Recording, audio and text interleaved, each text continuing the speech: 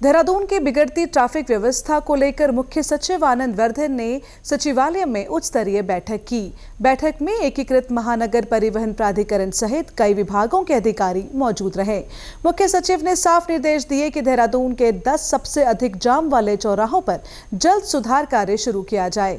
इसके लिए डीपीआर तैयार करने को कहा गया है। वहीं एसएसपी और जिलाधिकारी को ट्रैफिक नियमों का सख्ती से पालन कराने के लिए लगातार अभियान चलाने के निर्देश भी दिए गए। मुख्य सचिव ने स्कूलों के खुलने और छुट्टी के समय में थोड़ा बदलाव करने के लिए स्कूल प्रबंधन और अभिभावकों से संवाद की बात कही। साथ ही शहर में नए पार्किंग स्थल चिन्हित करने और पुराने मॉल्स की पार्किंग व्यवस्था की समीक्षा करने के आदेश भी दिए। फुटपाथ पर अतिक्रमण और अनधिकृत पार्किंग पर भी मुख्य सचिव ने सख्त कार्रवाई के निर्देश दिए। उन्होंने कहा कि चौड़ी की गई सड़कों के किनारे दोबारा गाड़ियां खड़ी हो रही हैं, जिससे यातायात फिर से बाधित हो रहा है। मुख्य सचिव ने आड़त बाजार को शिफ्ट करने की प्रक्रिया को तेज करने और व्यापारियों को प्लॉट आवंटन शीघ्र पूरा करने के निर्देश दिए।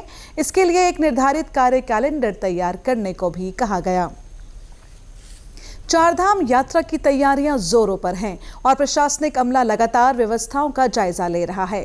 इसी क्रम में गढ़वाल मंडल आयुक्त विनय शंकर पांडे और आईजी गढ़वाल राजीव स्वरूप ने ट्रांजिट कैंप ऋषिकेश का दौरा किया और यात्रियों के लिए सुगम सेवाएं सुनिश्चित करने के निर्देश दिए। आयुक्त विनय शंकर पांडे ने बताया कि चारधाम यात्रा पर किसी तरह की संख्या सीमा नहीं है, लेकिन ऑफलाइन रजिस्ट्रेशन यात्रा से कम 48 घंटे पहले ही किया जाएगा और इसके लिए आधार नंबर अनिवार्य रहेगा।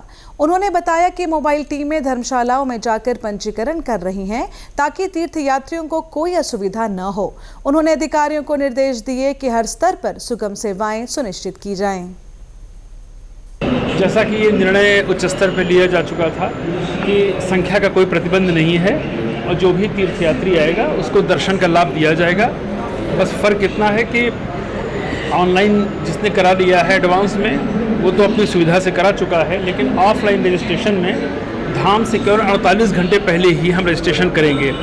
जैसे आज शाम तक जो भी रजिस्ट्रेशन होगा वो लोग 30 तारीख की उनका रजिस्ट्रेशन होगा। जो कल से रजिस्ट्रेशन होगा वो 1 तारीख का रजिस्ट्रेशन होगा। 48 घंटे पहले, जैसे रेलवे के तत्काल टिकट होते हैं, 48 घंटे पहले का आप लेंगे। आपको किसी को मना नहीं किया जाएगा। और एक नई व्यवस्था हम लोगों ने शुरू की है, जो हमारी 25 मोबाइल टीमें हैं, लोगों की धर्मशालाओं में भी सूचना आ रही है, हमारे यहाँ यात्री हैं उनके यहाँ भी जाकर रजिस्ट्रेशन कर रही है। जहाँ जहाँ से हमें सूचना मिल रही है, लोगों की डिमांड आ रही है, तो उनके मौके पर जाकर हम रजिस्ट्रेशन करा रहे हैं।